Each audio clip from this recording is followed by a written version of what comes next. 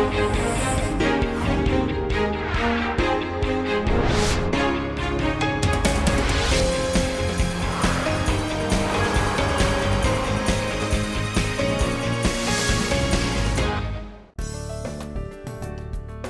and welcome to our program. After a number of twists and turns, U.S. Secretary of State Mike Pompeo ended up going to Pyongyang and met with North Korean leader Kim Jong-un. On this week's A Road to Peace, we discuss the results of Pompeo's meeting, which is widely considered as a prelude to a second summit between Kim Jong-un and U.S. President Donald Trump. Here is what we have for you today. On this week's A Road to Peace, we discuss the results of U.S. Secretary of State Mike Pompeo's latest visit to Pyongyang. We also take a look at notable changes in North Korea's KCTV broadcast, including the use of the latest technology. Lastly, we explore different aspects of the Inter-Korean Summit held in Pyongyang, seen through the lens of the press. For today's discussion, we're joined by Kim Hyun-wook, professor at the Korea National Diplomatic Academy. Thank you for joining us today. Thank you for the invitation. So Pompeo said he had a productive meeting with North Korean leader Kim Jong-un, and he also called it another step forward. Would you also consider it a successful meeting between the two sides? I think so. When North-South Korea's had summit meeting, one of the significant purpose of the meeting was to make the North Korea-U.S. negotiation back on track. I think in that sense, it was a successful meeting because President Trump already announced that the summit meeting will be held after the midterm election, and negotiation is going on. Pompeo is visiting Pyongyang. Also, a working level talk will be resuming between Special Representative Bigon and maybe Choi Sun-hee. Right. So I think in that sense, it's a very successful meeting. But still, there's a gap between North Korea and the United States. In the North-South Summit meeting, two leaders have agreed that when there is corresponding measures by the United States, North Korea will destroy the Yongbyon nuclear facilities. But what is the corresponding measures? That's something that they have not decided. And in which ways they're going to destroy the Yongbyon nuclear facilities. Would the inspectors go into the North Korea, the Yongbyon area? And afterwards, what is plus alpha? For example, what other things would they agree upon? All that kind of things, I think Bigon and Choi Sun-hee will discuss further, which means that there has not been, final agreement about those issues yet. Right, and Pompeo as well, when he arrived back home, said, quote, "We can now see a path to FFVD of North Korea." And yes, North Korea said it would invite nuclear experts to its country to assess its nuclear test site. And it also has raised the possibility of another North Korea-U.S. meeting. But on real measures concerning denuclearization, a lot of experts say there are a lot of doubts on that front. Do you also agree with that? This time, North Korea has announced that there would be inspectors invited to Punggye-ri nuclear test site, which has been destroyed, 4 or 5 months ago already. So I think all the nuclear remains have disappeared. I mean, of course, if you go into the core of the destruction site, in which there was test itself, which has not been revealed to the air, outside air, still, I think some nuclear, materials and remains would be there. So if we go into there, begin to, break all the rocks from outside to go into the core of the test sites, maybe you can find some, samples of nuclear materials by which you can gauge the level of nuclear capabilities that North Korea has been developing. But that, I think, it would be very difficult. I mean, that requires a lot of, facilities and mechanics, which I don't think North Korea would allow easily. And a lot of people inside the U.S. are also skeptical about that point. Now, like you said, negotiations between North Korea and the U.S. have been stalled until recently, with the U.S. demanding a list of nuclear weapons from the North, while North Korea demanded a declaration to the end of the Korean War. Now, during this meeting when Pompeo was in North Korea, do you think they reached some sort of a middle ground on this? I don't think so. I don't think yet. They are still talking. There were a lot of rumors that they're talking and they come up with coordination. But I think the proposal that North Korea has given to the South Korean President Moon Jae-in is in the summit agreement that, the corresponding measures, and then North Korea will destroy Yongbyon nuclear facilities. So there were a lot of talks about that between two sides. Okay, what is the corresponding measures? Maybe the U.S. would think, okay, if North Korea is destroying Yongbyon nuclear facilities, maybe some measures like establishing some corresponding representing offices in Pyongyang and Washington, D.C., that would be appropriate. But North Korea would say, no, that's not enough. Yongbyon facility is the center and core of nuclear capabilities of North Korea. So if North Korea does that, there should be some significant measures by the United States. For example, end of war declarations or part of sanctions to be alleviated or lifted. So, I mean, they're in the middle of coordinating all these things. And although the U.S. also would have requested that at the Yongbyon, this nuclear facility destruction thing, there should be inspectors, at the site to see, right before the destruction, to check out the level of nuclear materials and weapons and capabilities. So all that kind of things will be coordinated, but I don't think they have come up with an agreement because what they have said so far is not an agreement about that issue, but that the issue will be further discussed at the working level talk. And I think we also need to consider South Korean Foreign Minister Kang Kyung-hwa's interview with the Washington Post recently, where she gave Seoul's proposal to break the impasse between North Korea and the U.S. in denuclearization talks. Do you think South Korea and the U.S. reach some kind of an agreement on this proposal when it comes to North Korea? Maybe or maybe not, but I don't think completely they have come up with an agreement. What Foreign Minister Kang Kyung-hwa said is that, okay, now North Korea-U.S. talk is an impasse, and there might have to be some different approaches, which means that the original formula for denuclearization provided the United States begins with declaration of nuclear capabilities, verification, and disablement and dismantlement. But maybe North Korea does not want to declare all of its nuclear capabilities, arguing that giving all that information to the United States would make the United States to know where to hit when the negotiation is broken, kind of showing to the United States, okay, these are the targets you can strike militarily. That's very risky from the North Korean perspective. So maybe declaration issue has not been set up by two sides. So that's why I think U.S. is focusing on verification issues. So I think that makes sense. But the verification issue itself is very seriously not coordinated by two sides, I think. I see. Now, North Korea's KCTV was very quick to cover the recent visit made by Pompeo. They broadcasted some information about the upcoming North Korea-U.S. summits, and it was done in a very positive light. Do you think that maybe that reflects Kim Jong-un's satisfaction toward what Pompeo brought from Washington? I don't think at this juncture Kim Jong-un would be really satisfied with his deal with the United States. But Kim Jong-un desperately needs to continue current frame of negotiation with President Trump. And in that sense, I think he's delivering all that kind of favorable message to President Trump. And also, that's related to the domestic politics.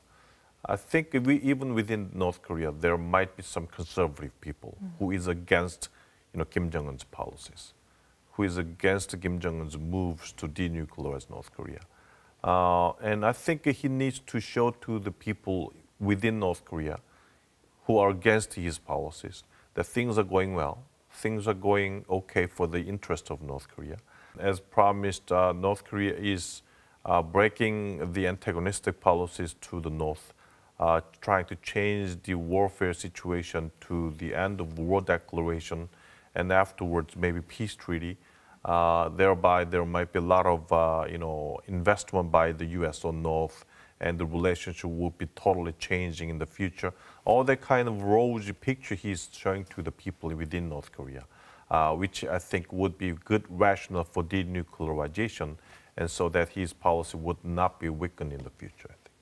And Pompeo made a very rare move after his visit to North Korea. He actually stopped by Beijing to brief his Chinese counterparts on the results. But given the trade tension and the military tension between Washington and Beijing, do you think China will willingly cooperate with Washington's efforts towards North Korea's denuclearization? I don't think China would be easily coordinate with the United States. What the U.S. is doing is do more sanctions on China, do more trade policies and conflict with China.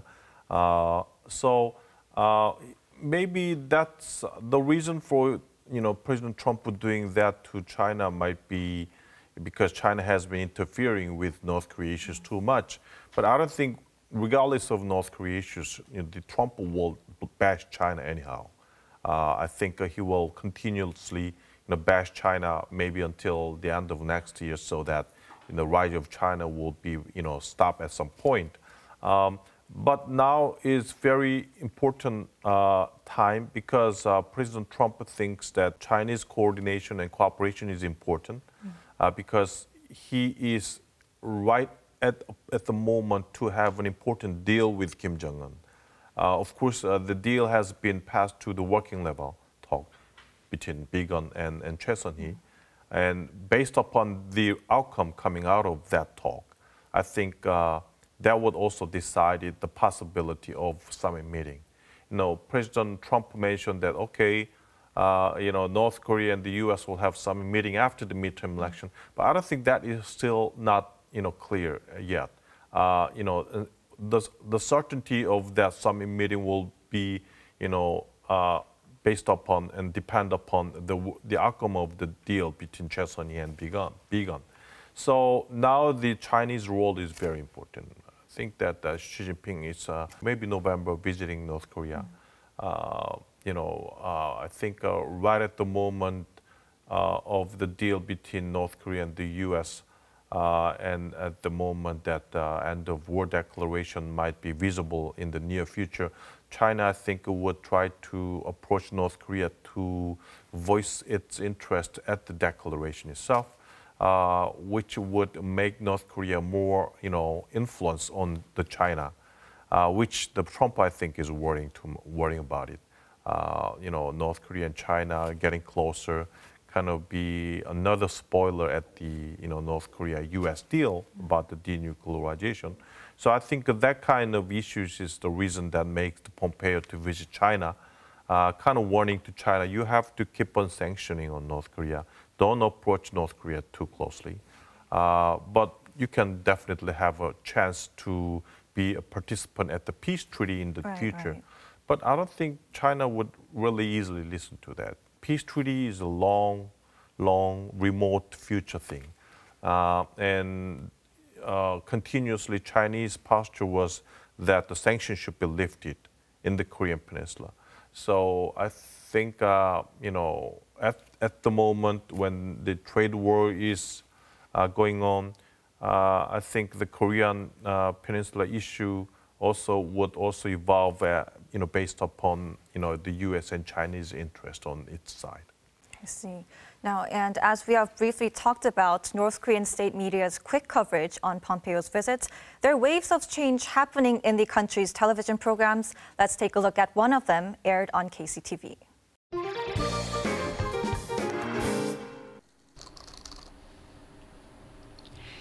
저국의 방선을 철벽으로 지켜가고 있는 처병동무들, 안녕하십니까? 동무들이 즐겨 기다리는 병사의 거양 소식 시간입니다. 지금 저국 땅 그 어디서나 증산 털극운동으로 부른 당의 전투적 호소에 화답해 나선 이 후방 가족들의 소식이 계속 전해지고 있습니다. 자, 방금 전에 천리마의 고향인 강선 땅에서 우리 후방 가족들의 소식이 또 들어왔습니다. 강선 땅에 고향을 둔 이 병사들이 정말 좋아하겠습니다. 왜 병사들만 좋아하겠습니까? 제가 올해에 우리 병사들의 고향을 찾아서 사회주의 선경으로 펼쳐진 서은군 보만리, 그리고 산간 벽천으로 불리우는 장진군에 가보았는데 매번 갈 때마다 느끼는 바이지만 정말 병사의 고향 소식은 초소의 병사들뿐 아니라 온 나라 인민들 누구나 좋아하는 정말 참 좋은 시간이라고 생각합니다.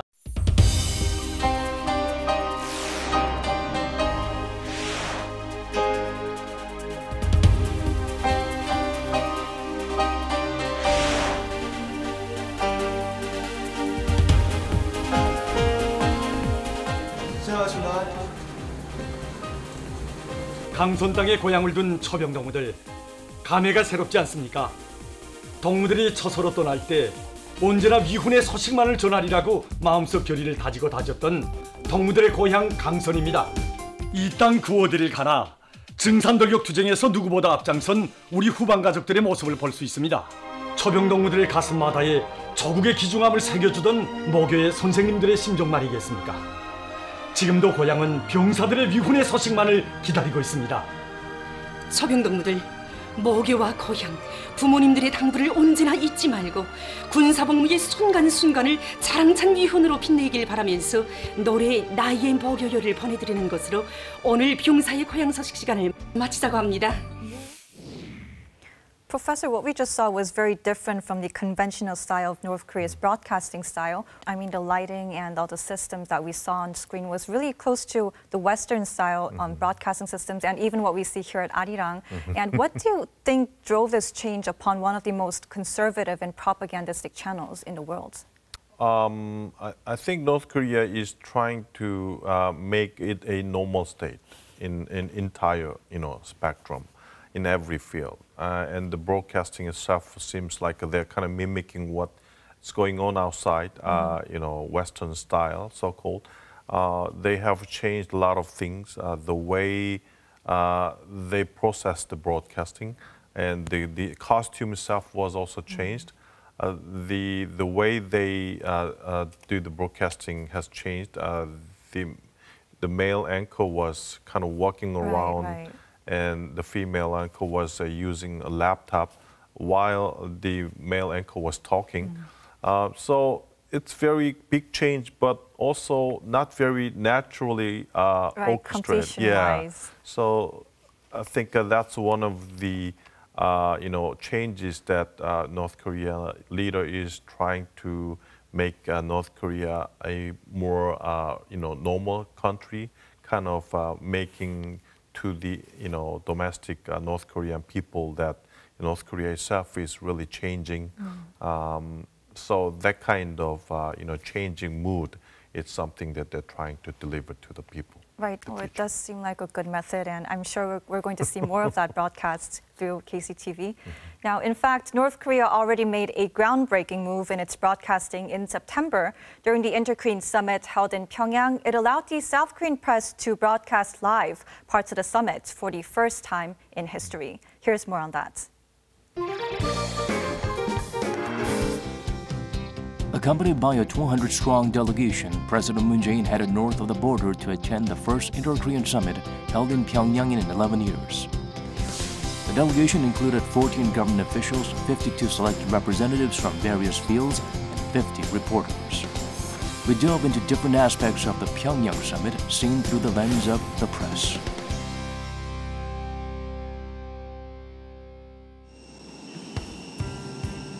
On the morning of day one of the Inter-Korean Summit, the South Korean delegation boarded the Pyongyang-bound plane at Seoul Airport. Press members were given an orange armband that reads Press as they got ready to cover the event. An hour and 20 minutes later, they arrived at Pyongyang International Airport to a warm welcome of the people of Pyongyang. One of the highlights of the day was when the leaders of the two Koreas rode in a car parade on the way to the state guest house. The reporters followed them, standing out of the sunroof of a moving car to capture the special moment. The main press center was set up on the second floor of the Korea Hotel where the South Korean reporters were staying. Together, they formed a joint press pool to combine their resources in the collection of news. 저희는 풀단으로 온 거죠. 그래서 영상 기자 같은 경우는 9명이 이 평양에서 이루어지는 행사를 다 이제 촬영을 해가지고 그 서울 HB로 보내고 그리고 이제 그게 이제 방송사에 상관없이 전 세계로 다 방송이 나가죠.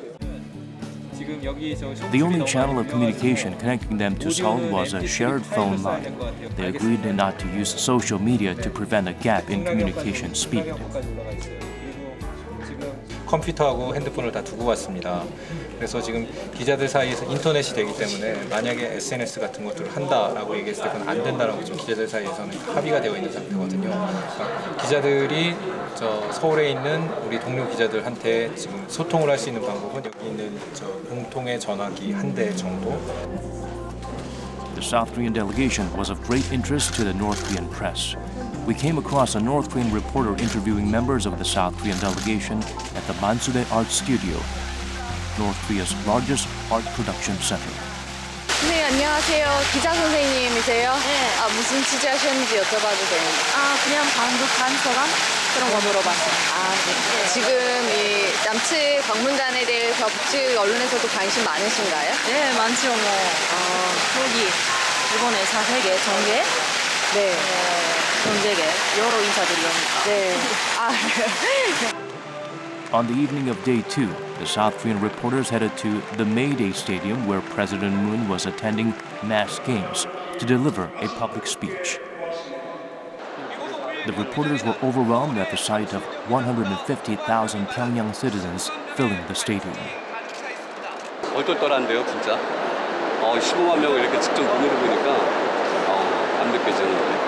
좀 규모의 압도된. 네, 들어오자마자 앞에 쫙 이렇게 펼쳐져 있으니까 좀 약간 위축되는 것 같기도 하고 놀랍고, 그리고 또 여기서 스탠드까지 하니까 새롭고. The official schedule for the day was over, but the lights were still on at the press center. Late at night, the reporters received an unexpected visit by Blue House Press Center Director Hyun Hyuk, who came to inform them of the two leaders' impromptu visit to Mount Baekdusan, the next and final day of their stay in the north. 산주공항에 도착을 하면 산주공항에서 두 번째 풀이 먼저 내립니다. 그래서 대통령께서 산주공항에 내리시는 걸 취재를 합니다. The next day, the reporters were off to an early start to accompany President Moon to the iconic mountain. As a liaison between the Moon administration and the press, he made sure the reporters informed the public of important news developments as quickly and accurately as possible throughout the summit. 평양 정상회담도 예전에 치루었던 정상회담처럼 촉박하고 긴장감 있게 진행되겠구나 하고 마음먹고 왔는데 이번 평양 정상회담이 제가 치렀던 10여 차례의 정상회담을 다 합친 것보다 더 많이 무게 있게 다가온 정상회담이었습니다. 물론 치룰 때는 힘들 때도 있었지만 너무 결과가 좋아서 힘들었던 부분은 다 잊은 것 같고요. The three-day event in Pyongyang provided lasting memories for the reporters. 기자로서 평생 기억에 남을 만한 추억이죠. 그리고 또 특히 어제 이제 정상회담장에서 두 정상이 직접 발표하는 걸 바로 앞에서 보고 나니까 굉장히 좀 약간 동화 속에 있는 것 같은 느낌? 그런 느낌이 들었어요. The press pool and other members of the South Korean delegation had the rare opportunity to witness history in the making and sharing the news with the rest of the world. Now, I really enjoyed watching the behind-the-scenes stories told by the press pool of the Pyeongyang Summit last month. What was your thoughts? What crossed your mind when you were watching these scenes? I think this time, compared to the past, North Korea allowed more live broadcasting about the summit meeting, which is very astonishing because usually North Korea does not broadcast much live. But this time they did it. Which means that North Korean leader Kim Jong-un is not too much worrying about his power.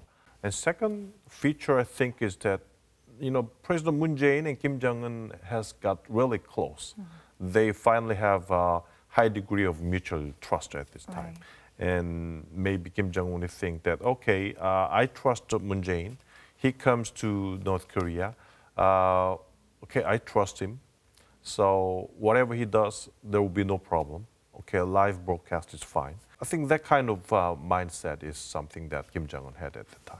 Right, so it does reflect how the two Koreas draw closer to each other over the months. And actually for us reporters, it was a big treat having the summit broadcast live so that we could really see firsthand. So I think it was a very interesting point. And thank you, Professor, for sharing your insights with us today. Thank you very much. Thank you. As we are expecting Kim to visit Seoul within this year, we hope to see more live coverage of an inter-Korean summit between the two Koreas. Well, this is all we have for you today. We'll be back next week. Thanks for watching.